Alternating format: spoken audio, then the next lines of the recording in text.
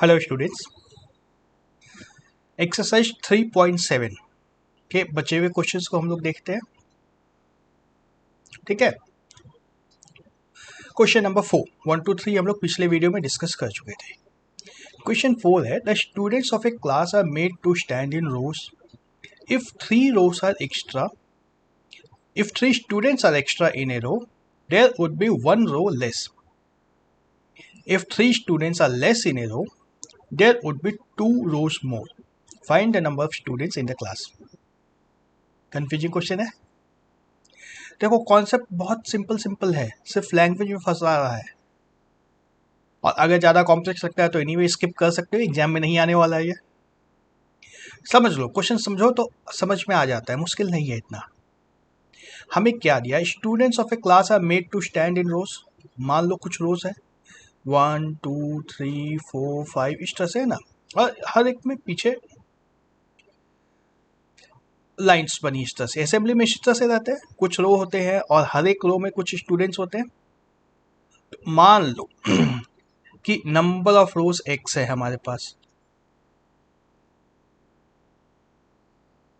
Number of rows x है, let, और let number of students in one रो,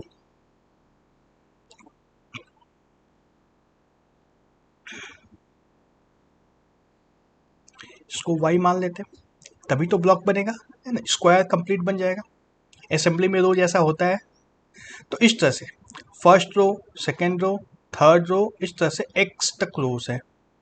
और प्रत्येक रो में, प्रत्येक लाइन में कुछ बच्चे हैं। कितने बच्चे हैं? फर्स्ट ये है, उसके पीछे सेकंड होगा, उसके पीछे थर्ड होगा, उसके पीछे फोर्थ होगा, इस तरह से वाई तक बच्चे हैं हर लाइन में। ठीक है, जैसे फॉर एग्जाम्पल मान लो 3 into 4 का बना दें हम लोग। अगर 12 बच्चे हैं तो 4 लाइन है ना, इस तरह से खड़े हैं बच्चे, 4 लाइन है, प्रत्येक लाइन में 3 बच्चे हैं। और बदल दें, अगर अगर नंबर ऑफ लाइंस को एक कम करना है तो इन तीनों का ना यहाँ से भेज सकते हैं, इसको यहाँ भेज दो, इसको यहाँ भेज दो, और इसको यहाँ भेज दो, एक लाइन कम हो जाएगी, 1 2 3 लाइन हो जाएगी, और तीनों लाइन में 4 बच्चे आ जाएंगे। ठीक है, चेंज हो गया स्ट्रक्चर। अभी भी इसी तरह से लग जा रहे हैं, फेस इसी तरफ है। मतलब प्रत्येक लाइन में अगर एक बच्चा बढ़ जाता है तो एक रो कम हो जाती है, एक लाइन कम हो जाती है। उसी तरह का सेटअप यहाँ भी दिया है। 3 students are extra in a रो, मतलब y के बाद और लगा दो, एक y+1, y+2, y+3। अगर यहाँ तक आ जाते हैं, बच्चों की संख्या एक लाइन में बढ़ जाती है, there would be 1 row less. Last वाला रो जो है, x वाला रो है, इसकी जरूरत नहीं पड़ेगी, हट जाएगा। इस केस में क्या हुआ? अच्छा, पहले total number of students in the class क्या था? Total number of students is equal to x into y हुआ, है ना। अब हमने क्या किया है, नंबर ऑफ रोज एक कम हो गया सॉरी, नंबर ऑफ रोज एक कम हो गया है। If 3 students are extra,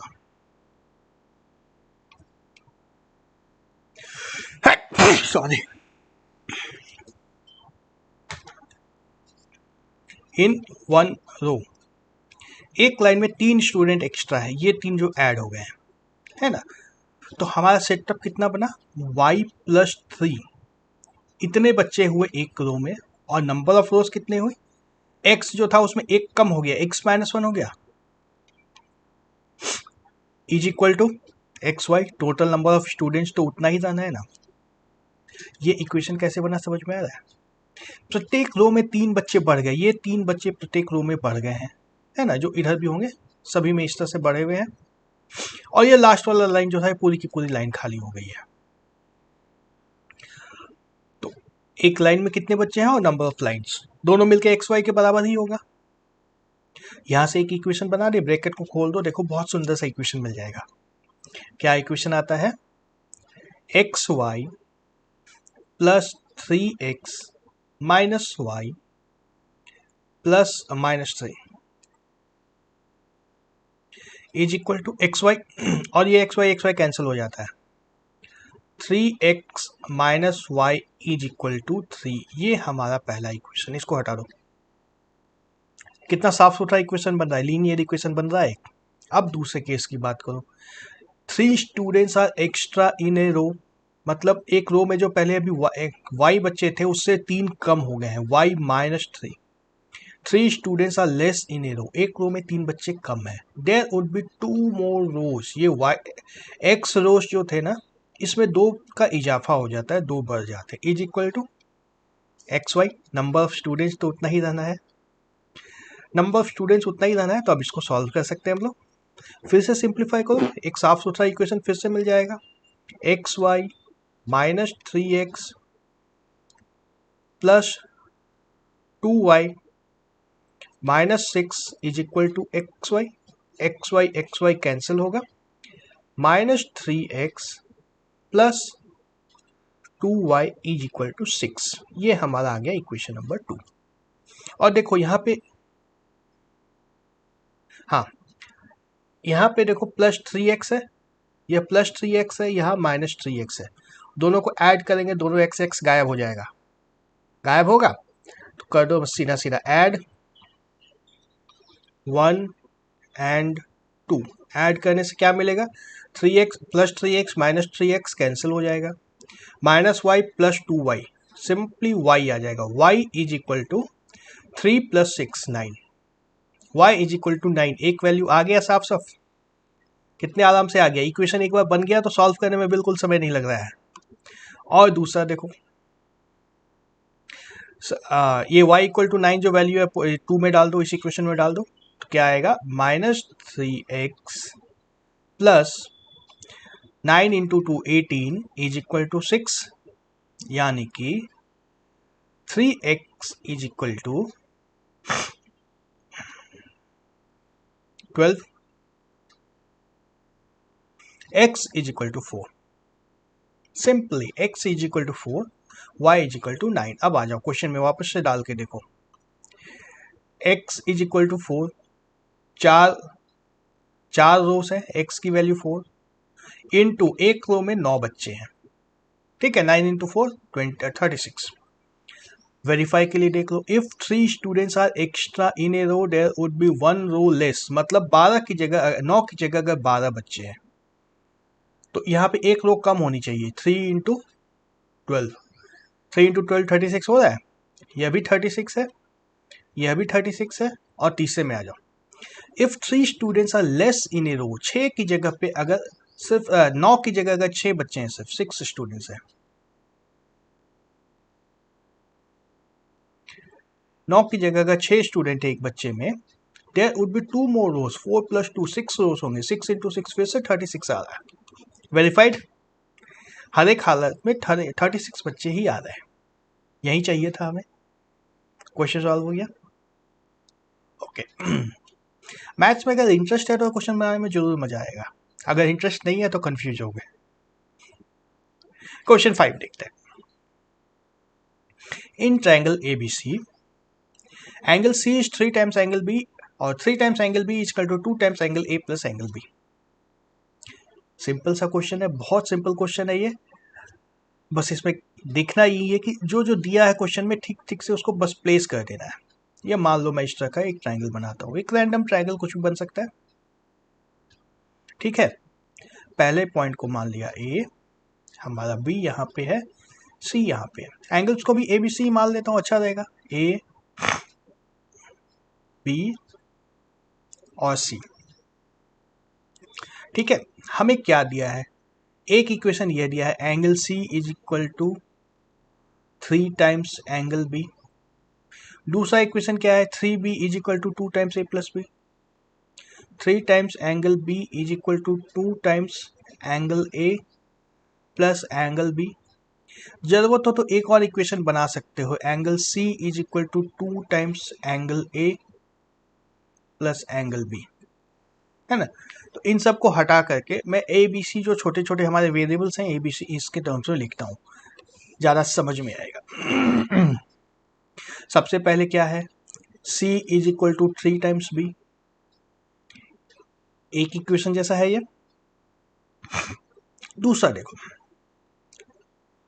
3 times B is equal to 2 times A plus B. दूसरा इक्वेशन है, इसको थोड़ा सा सिंप्लीफाई कर लेते हैं, बी को 2b को इधर ले आते हैं, b is equal to 2 times a, इसको दूसरा इक्वेशन ले लेते हैं, ये हटा दो। ठीक है, कुछ भी स्पेशल नहीं किया अभी तक हमने। तो देखो c की वैल्यू हमें b के टर्म्स में है, b की वैल्यू a के टर्म्स में। यहाँ पे तो दो इक्वेशन की जरूरत ही नहीं पड़ेगी, दो वेरिएबल की जरूरत ही नहीं पड़ेगी। यहाँ इस b की वैल्यू जो 2a है यहाँ पे लिख दें तो इज इक्वल टू 6 से हो जाएगा, हो जाएगा। तो हमें मिल गया है c is equal to 6a, b is equal to 2a, और a तो a है ही, तो यही तीन एंगल्स है हमारे पास। क्या कर सकते हैं, यहाँ तक तो हम पहुँच गए। अब आगे कैसे चले? आगे बहुत सिंपल है ना, a plus B plus C angle, तीनों एंगल्स का सम कितना होता है ट्रायंगल में? a plus B plus C is equal to 180 degree, यानी कि 6a प्लस 2a प्लस, ओ उल्टा, a की वैल्यू तो a ही है, c की वैल्यू 6a है, a प्लस b की वैल्यू 2a यहाँ से ले लिया, और c की वैल्यू 6a लेना है, 6a is equal to 180 degrees, यानी कि 9a is equal to 180 degrees, a is equal to 20 degree. बस आ गया हमारा a is equal to 20 degree, b is equal to 40 degree, c is equal to 120 degree.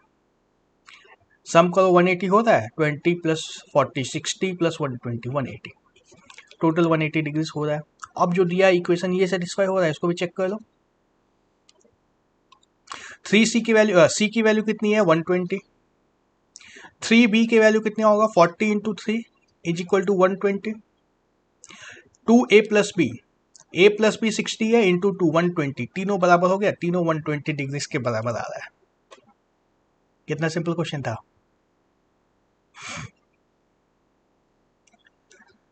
Okay, next question पे आते हैं। Draw the graphs of the equations 5x minus y is equal to 5 and 3x minus y is equal to 3. Determine the coordinates of the vertices of the triangle formed by these lines and y-axis.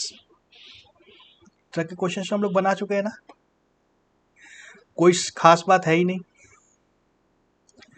पहला equation अगर लेते हैं क्या लिख सकते हैं, y is equal to 5x minus 5 लिख सकते हैं। प्लॉट करने के लिए कुछ ले लो वैल्यूज, x y, x की वैल्यू 0 ली तो y की वैल्यू क्या होगी -5, x की वैल्यू 1 ली, y की वैल्यू क्या हो जाएगी 0, दो वैल्यूज मिल गई। सिमिलरली दूसरा इक्वेशन को ले लो, y is equal to 3x minus 3 दिख रहा है ना, हाँ। इसको प्लॉट करने के लिए भी ले लो x और y। x की वैल्यू लेते हैं क्या ले ली जाए, चलो 0 लेते हैं, x की वैल्यू 0 ली, y की वैल्यू -3, x की वैल्यू 1 लिया, y की वैल्यू 0। ठीक है, बस इन दोनों वैल्यूज को हमें प्लॉट कर देना, इससे ज़्यादा तो कुछ करना ही नहीं है। फिर जो ट्रायंगल बनेगी उसके कोऑर्डिनेट्स चाहिए, बना दो x एक्सिस और y एक्सिस।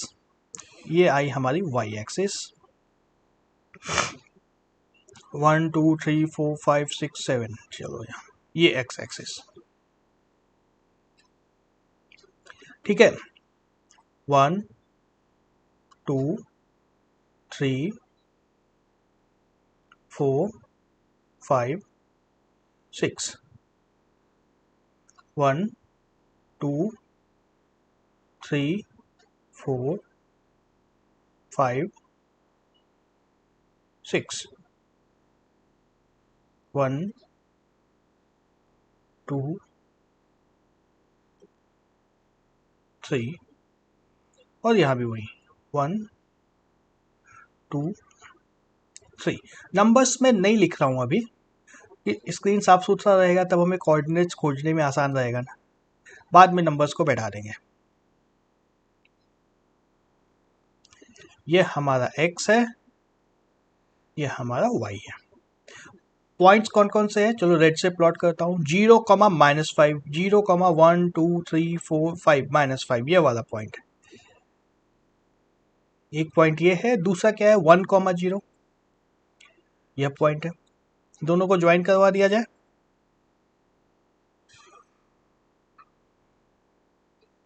चलो पहला लाइन ये बनता है, दूसरा लाइन चलो दूसरे कलर से बना देते हैं।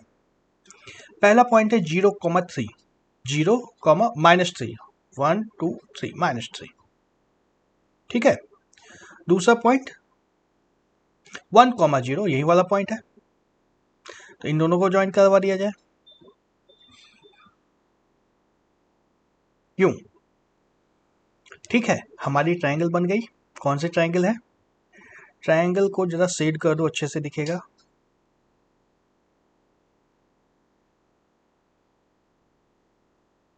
अजीब सी ट्रायंगल बनी है, लेकिन है तो ट्रायंगल ही है।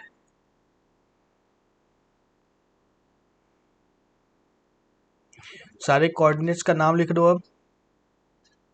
ये वाला है 1,0, यह पॉइंट क्या है 0,-3, और यह पॉइंट क्या है 0,-5। और कुछ तो नहीं पूछा गया था, सिर्फ पॉइंट्स पूछे गए थे। Determine the coordinates of the vertices by this lines, यही है, सारे कोऑर्डिनेट्स मिल गए हैं। ओके, एक क्वेश्चन और देखते हैं। आहा, बड़ा मजेदार क्वेश्चन है। तो p x plus q y is equal to p minus q x minus p y is equal to p plus q, क्या कर सकते हैं। बड़ा टेढ़ा है, टेढ़ा नहीं है, देखो इसको सिंपली देखो, एक्स को थोड़ा सा मोटे से लिखता हूं मैं। ध्यान से देखो, हम लोग का जो कोऑर्डिनेट्स है ना, पी है प्लस क्यू है और is equal to p minus q. X और वाई को अभी नहीं लिख रहा हूं मैं। और दूसरे में देखो, यहाँ पे क्यू है प्लस माइनस पी है is equal to p plus q, और एक्स वाई को मैं थोड़ा सा दूसरे कलर से लिखता हूँ, क्योंकि ये क्वेश्चन जो है ना, इसमें बड़ा कंफ्यूजन लगता है कि कौन सा वेरिएबल है कौन सा कांस्टेंट है। यहाँ पे देखो एक्स है, यहाँ पे एक्स है, यहाँ पर वाई है, यहाँ पर वाई है। रेड में हमारे वेरिएबल्स है, और जो नॉन वेरिएबल्स हैं, जो कॉन्स्टेंट्स है, उसको मैंने ब्लैक से लिखा है। फॉन्ट साइज भी अलग अलग है। अब देखो, हमको इस क्वेश्चन को सॉल्व करना है। क्या कर सकते हैं इसमें, सबसे सिंपल है, इसको क्रॉस मल्टीप्लाई कर दो। सबसे आसान तरीका है। देखो, क्रॉस मल्टीप्लाई अगर करते हैं तो क्या होता है, याद है formula, x divide by b1c2 minus b2c1 is equal to y divide by c1a2 minus c2a1 is equal to 1 divide by a1b2 minus a2b1। और इस फॉर्मूले को लगाने के लिए इक्वल टू के बाद हमें जीरो चाहिए होता है, याद है ना। तो इक्वल टू के बाद वाली सारी चीज़ों को लेफ्ट में ले आते हैं। इसको इक्वल टू को इरेज करो, यहाँ पे दोनों में माइनस का साइन लग जाएगा, माइनस माइनस और इज इक्वल टू जीरो, ठीक है। अब देखो, कंफ्यूजन तो कहीं नहीं रहेगा ना। चलो मैं लिख भी देता हूँ, a1 कौन सा है, b1 कौन सा है। यह हमारा a1 दिख रहा है, नहीं दिख रहा है।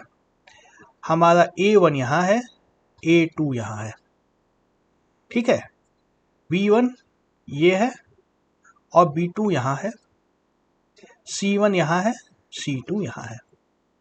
बस अब वैल्यूज बैठाते जाओ, a1 a2 b1 b2 सब मिल गया। अब हमें सीधा सीधा डालते जाओ। x इज इक्वल टू क्या होगा, x के नीचे क्या आएगा, b1 q, कुछ नहीं सोचना है, बस लगाते जाओ। q c2 क्या है, माइनस पी प्लस क्यू, तो माइनस को इधर ला दो, p plus Q minus b2 minus p, minus minus मिलके प्लस हो जाएगा। और p में क्या है, c1 में क्या है, माइनस p माइनस क्यू, तो एक और माइनस आ गया, तो ये वापस से माइनस का साइन आ जाएगा।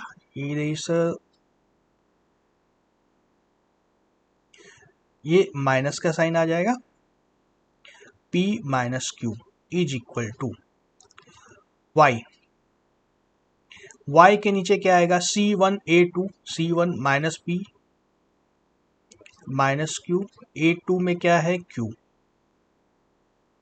माइनस C2 में एक माइनस है यहाँ पे और एक माइनस यहाँ पे था, दोनों मिलके प्लस हो गया, P plus Q multiplied by P is equal to 1 by A1B2 minus P square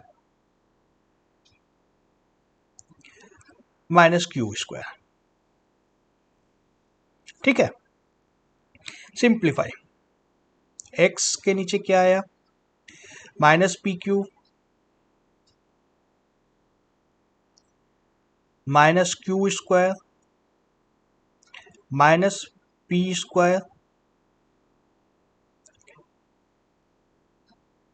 plus PQ। ठीक है, इज इक्वल टू y के नीचे क्या आएगा minus PQ minus Q square plus PQ plus P square is equal to 1 by P square plus Q square negative में है। Okay, देखो अब ये minus PQ plus PQ cancel हो गया, यहाँ भी minus PQ plus PQ cancel, तो क्या हुआ, क्या आया हमारा आंसर, कुछ गलती हो गई लगता है, साइन चेक करो, minus PQ minus Q square minus P square plus PQ, ठीक है, माइनस PQ ये प्लस Q स्क्वायर था, okay, plus Q square plus PQ plus P square is equal to negative P square plus Q square. ठीक है, अब देखो cancel हो जाएगा ना, P square plus Q square cancel हो जाएगा, यहाँ पे -1 बच जाएगा, ये P square plus Q square cancel हो जाएगा, खत्म, यहाँ पे ये भी कैंसिल हो गया, -1 बच जाएगा, तो क्या आया हमारा answer, x is equal to -1, y is equal to +1। कितना सिंपल है, आप चेक कर लो आंसर, सब्स्टिट्यूट करके चेक कर लो, पहले इक्वेशन में जब सब्स्टिट्यूट करते हैं हम लोग क्या आएगा -P प्लस Q, उल्टा हो गया फिर से, सॉरी उल्टा, x की वैल्यू +1 आई है और y की वैल्यू -1 आई है, -1, साइन चेंज हो गया, P माइनस Q, और सेकेंड में डालेंगे जब तो x की वैल्यू +1 है, Q y की वैल्यू -1 है, -P -1 +1 Q plus P, verified, दोनों आंसर्स वेरीफाई हो गए हमारे। Okay, thank you.